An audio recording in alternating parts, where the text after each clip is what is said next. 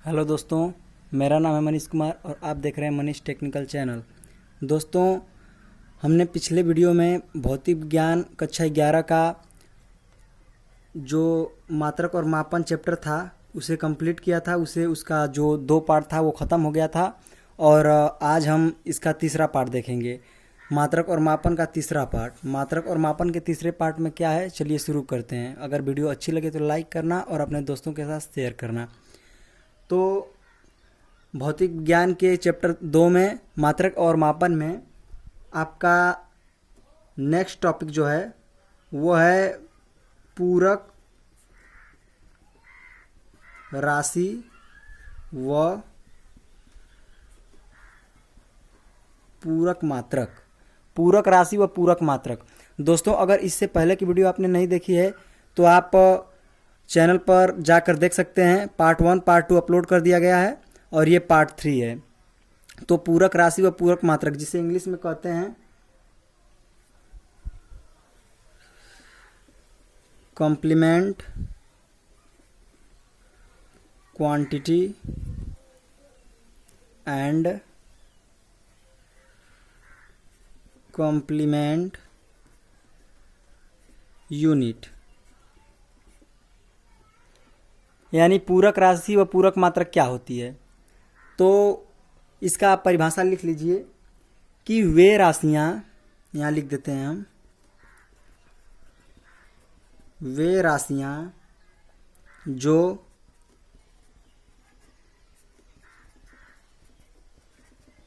मूल राशियों को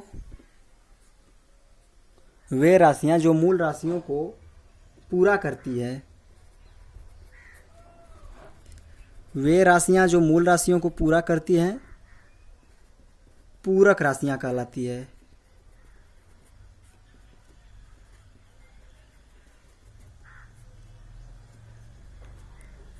वे राशियां जो मूल राशियों को पूरा करती है पूरक राशियां कहलाती है। यानी कि जो मूल राशियां, जो हमारे पास 7 मूल राशियां थी, जिसको याद करने के लिए हमने आपको ट्रिक बताया था। लद्र, किसको किसको याद है? लद्र, सता, विज्योप, ये ट्रिक था। ल से लंबाई था, द से द्रव्यमान था, स से समय, ता से ताप, वी से विद्युत धारा, ज्यो से ज्योति तीव्रता और प से पदार्थ की मात्रा। तो इन मूल राशियों को जो पूरा करती हैं वही पूरक राशियां कहलाती है। हमारे पास पूरक राशियां 2 प्रकार की हैं। और हाँ, पूरक मात्रक यानी कि इनके मात्रक को तथा इनके मात्रक को पूरक मात्रक कहा जाता है। तो पूरक राशियां हमारे पास 2 हैं। आप कॉलम बना लीजिए कुछ ऐसा।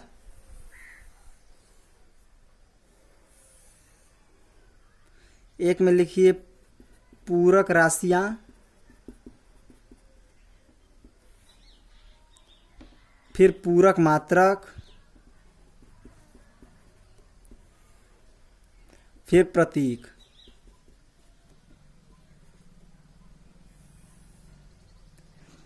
पूरक राशियां सिर्फ 2 प्रकार की होती है दोस्तों। पहला कोण और दूसरा घन कोण। कोण का मात्रक होता है वो होता है रेडियन, आप लोगों को पता होगा। और घन कोण का मात्रक होता है स्टेरेडियन।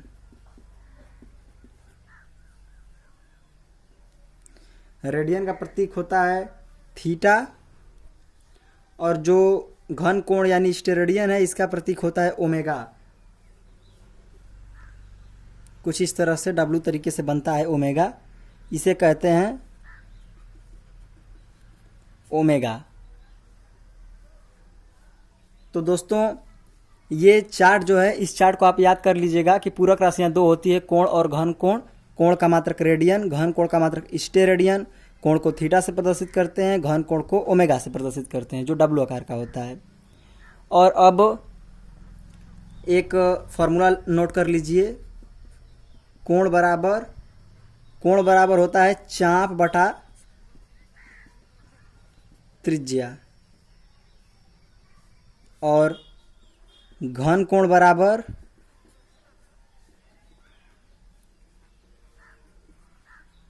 क्षेत्रफल बटा त्रिज्या का स्क्वायर। कोण बराबर चाप बटा त्रिज्या और घन कोण बराबर क्षेत्रफल बटा के त्रिज्या का स्क्वायर। अब चाप क्या चीज होती है इसको हम अभी बताते हैं। तो दोस्तों चाप त्रिज्या ये सब क्या होती है आइए जानते हैं। मान लीजिए कि ए एक वृत्त है और ये उसका केंद्र बिंदु है ओ। तो यहाँ से यहाँ तक जो दूरी होती है उसे स्मॉल आर यानी कि ये त्रिज्या हो गई। और मान लीजिए इसी पर हमने एक इस तरह से लंब डाल दिया तो ये जो चीज़ बना ये हमारा कोण हो गया। और अब यहाँ से लेकर यहाँ तक और यहाँ से लेकर यहाँ तक और फिर यहाँ से लेकर यहाँ तक ये 4 चतुर्थांश हो गया। तो जो ये चीज़ है ये यहाँ से यहाँ तक यही चीज़ है चाप। कोई ज़रूरी नहीं है दोस्तों कि आप यहाँ से यहाँ तक का ही लेंगे, यहाँ से यहाँ तक का भी ले सकते हैं, यहाँ से यहाँ तक का भी ले सकते हैं, यहाँ से यहाँ तक का भी ले सकते हैं। तो ये है चाप, ये है कोण और ये है त्रिज्या। चलिए हम अपने नेक्स्ट टॉपिक की ओर बढ़ते हैं। हमारा नेक्स्ट टॉपिक है आंकिक मान। आंकिक मान का परिभाषा किसको किसको याद है आप कमेंट कीजिए। हमने लिखवाया था आंकिक मान व मात्रक में संबंध। ये जो है ये बहुत महत्वपूर्ण फार्मूला का डेरिवेशन हम करने जा रहे हैं जिस पर कुछ हम आगे चलकर न्यूमेरिकल्स करेंगे। आंकिक मान व मात्रक में संबंध। आपको पता है कि आंकिक मान को हम प्रदर्शित करते हैं स्मॉल n से और मात्रक को प्रदर्शित करते हैं स्मॉल u से। तो इन दोनों के बीच में संबंध क्या है? n प्रोपोर्शनल टू होता है 1/u यानी कि n व्युत्क्रमानुपाती 1/u का होता है। अर्थात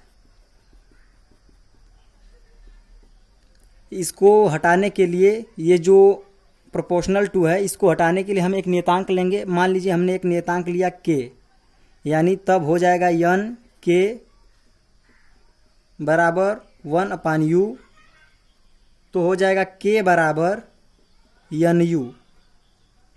k बराबर nu हो जाएगा। अब हम मानेंगे यहाँ मान लेते हैं k बराबर n1u1 समीकरण नंबर फर्स्ट और k बराबर n2u2 समीकरण नंबर सेकेंड। तो ये जो k है दोस्तों ये नियतांक है जिसका मान कभी नहीं बदलता। जब हम समीकरण 1 और 2 से तुलना करेंगे तो k का मान कभी नहीं बदलेगा, ये कट जाएगा। तो हमारे पास बचेगा n1 u1 बराबर n2 u2। ये n1 u1 बराबर n2 u2 ये एक फार्मूला है, इसको आप याद रखिएगा। और इसके ऊपर हम एक न्यूमेरिकल्स करते हैं, एक सवाल करते हैं, यहीं पर कर लेते हैं। मान लीजिए कि ध्वनि की चाल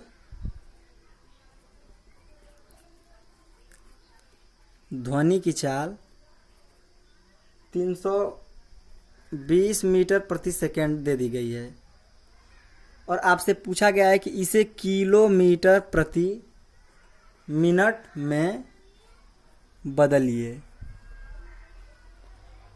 तो आप क्या करेंगे? ध्वनि की चाल 320 दे दी है यानी कि ये जो है ये 320 ये n1 का मान हो गया है, प्रथम आंकिक मान। और ये जो है ये मात्रक है यानी ये u1 का मान हो गया है मीटर प्रति सेकेंड। ये जो किलोमीटर प्रति मिनट है ये u2 का मान दे दिया गया है किलोमीटर प्रति मिनट। अब हमसे पूछ रहा है n2 का मान। n2 का मान हमें नहीं पता है तो चलिए इसे फार्मूले से फाइंड आउट करते हैं। जैसा कि हमें सूत्र पता था N1U1 बराबर N2U2, बस हमें उस पर उसको रख देना है। N1 का मान 320 दिया है, 320। U1 का मान मीटर प्रति सेकंड दिया है, गुणे मीटर प्रति सेकंड हो गया, बराबर N2 का मान हमें नहीं पता है तो N2 को उसी तरह रहने दें। मल्टीप्लाई करेंगे U2 का मान दिया है किलोमीटर प्रति मिनट, यानी किलोमीटर प्रति मिनट। दोस्तों आपको यहाँ पर एक चीज़ ध्यान रखनी है, ये 320 है तो 320 को उसी तरह रहने दीजिए। फिर हम मल्टीप्लाई करेंगे, ये जो मीटर प्रति सेकंड है दोस्तों, इसे हम मीटर बटा सेकंड लिख सकते हैं इस तरह, मीटर बटा सेकंड, क्योंकि ये ऊपर जाता है तो यम यस -1 हो जाता है, यम यस की घाते -1 तो मीटर प्रति सेकंड हो जाएगा। तो यहाँ पर जब इस तरह इसे लिख सकते हैं हम मीटर बटा सेकंड, और बराबर N2 है तो N2 रहने देंगे, और गुणे किलोमीटर प्रति मिनट है तो इसको भी किलोमीटर बटा मिनट लिख सकते हैं। अब इसे फाइंड आउट करते हैं। ये जो 320 है इसको 320 ही रहने देते हैं, इनटू मीटर है तो मीटर रहने देते हैं, सेकंड है तो सेकंड रहने देते हैं, बराबर N2 को N2 और मल्टीप्लाई, ये मीटर है यहाँ किलोमीटर है, तो सबसे पहले हम इसे मीटर में चेंज कर लेते हैं। तो 1 किलोमीटर में कितने मीटर होते हैं? 1000 मीटर। तो हम यहाँ लिखेंगे 1000 मीटर अपान, ये मिनट है और ये सेकेंड है, तो 1 मिनट में 60 सेकेंड होते हैं, तो यहाँ पर लिखेंगे 60 सेकेंड। अब यहाँ मीटर से मीटर कैंसिल हो जाएगा, सेकेंड से सेकेंड कैंसिल हो जाएगा, तो हमारे पास बचेगा क्या? 320 बराबर N2 मल्टीप्लाई 1000 अपान 60। ये 0 से 0 कट गया, आपका 100/6 बचा। यहाँ से ऐसे काट देंगे तो 2 से काटेंगे तो हो जाएगा 50/3। अब इसे हल करेंगे तो होगा 320 बराबर N2 गुणे 50/3। तो अब इसे हल करने पर इसको सॉल्व करेंगे तो हो जाएगा N2 बराबर 320 गुणे 3 अपान 50। अब 0 से 0 कट गया, 3 दूने के 6 हो गया, 3 तिल्ली के 9 हो गया, 96, 96/5। अब इससे हम काट देते हैं तो इसका आंसर आएगा 5 एकम 5, 5 9 45 और 5 दूने के 10 किलोमीटर प्रति मिनट। ये इस तरह से सवाल को सॉल्व करेंगे आप। और अगर दोस्तों इसे आप शॉर्टकट में लगाना चाहते हैं, अगर ऐसा क्वेश्चन बहुविकल्पी आया है तो उसके लिए हम आप लोगों को एक ट्रिक दे देते हैं। यहाँ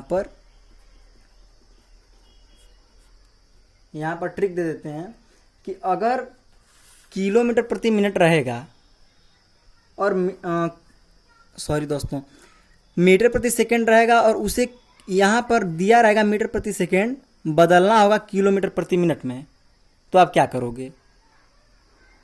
तो उसके लिए आप डायरेक्ट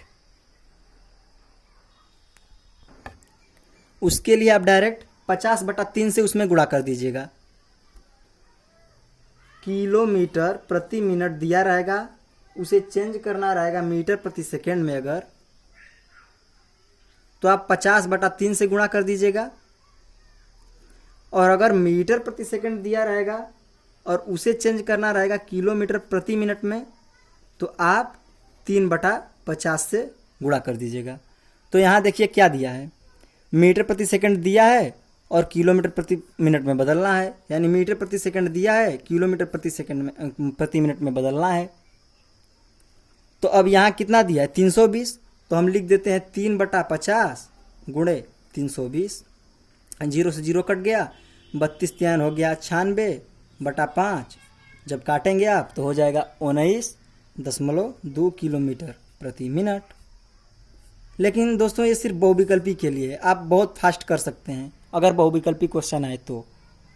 नहीं तो अगर 2 नंबर में अगर क्वेश्चन रहता है तो आपको इसी तरीके से इस फॉर्मूले से सॉल्व करना होगा। तो दोस्तों अब हम बढ़ते हैं अपने अगले टॉपिक की ओर, और अगले टॉपिक की ओर बढ़ते हैं। हमारा अगला टॉपिक है व्युत्पन्न राशियाँ। तो दोस्तों व्युत्पन्न राशि क्या होती है? इसकी परिभाषा लिख लीजिए। वे राशियां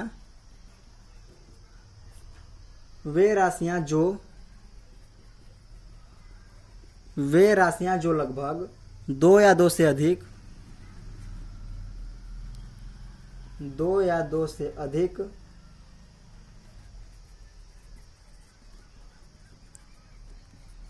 मूल राशियों से उत्पन्न होती है, व्युत्पन्न राशि कहलाती है। व्युत्पन्न राशि कहलाती है और तथा इसका मात्रक व्युत्पन्न मात्रक कहलाता है। तो हम देख लेते हैं एक एग्जाम्पल के तौर पर कि व्युत्पन्न राशि किसे कहेंगे। मान लीजिए कि एक फॉर्मूला है घनत्व। घनत्व बराबर होता है कक्षा 9 में पढ़े होंगे आप, द्रव्यमान बटा आयतन।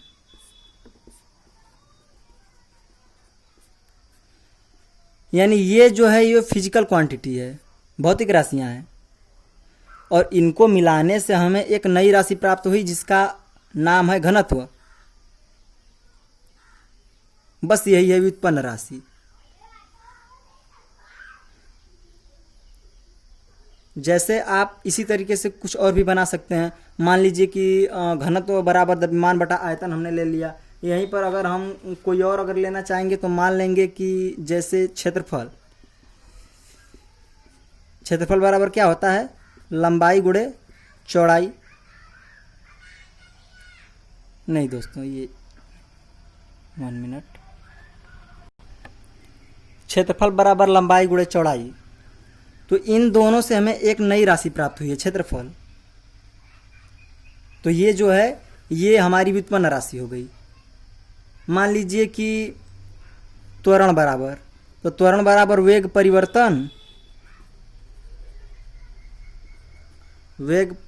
परिवर्तन बटा समांतराल होता है। तो ये हमारा हो गया, इन दोनों चीज़ों से हमें क्या मिल गया, त्वरण। तो ये भी हमारा व्युत्पन्न राशि हो गया।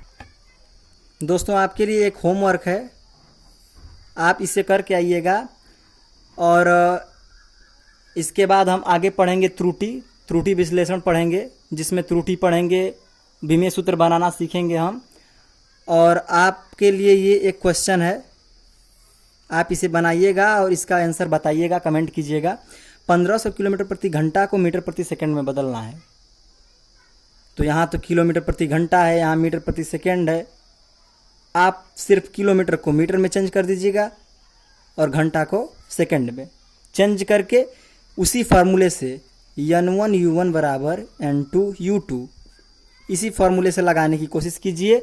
और इसी तरह के क्वेश्चन आप अपने से बनाइए, अपने से तैयार कीजिए। यहाँ पर रखिए किलोमीटर प्रति सेकंड को किलोमीटर प्रति मिनट में बदलिए। ऐसे करके आप क्वेश्चन बनाइए और उन्हें सॉल्व कीजिए, तब जाकर आप इसे अच्छे से सीख सकते हैं। तो आज की वीडियो यहीं तक, तब तक के लिए धन्यवाद और मिलते हैं अगले वीडियो में।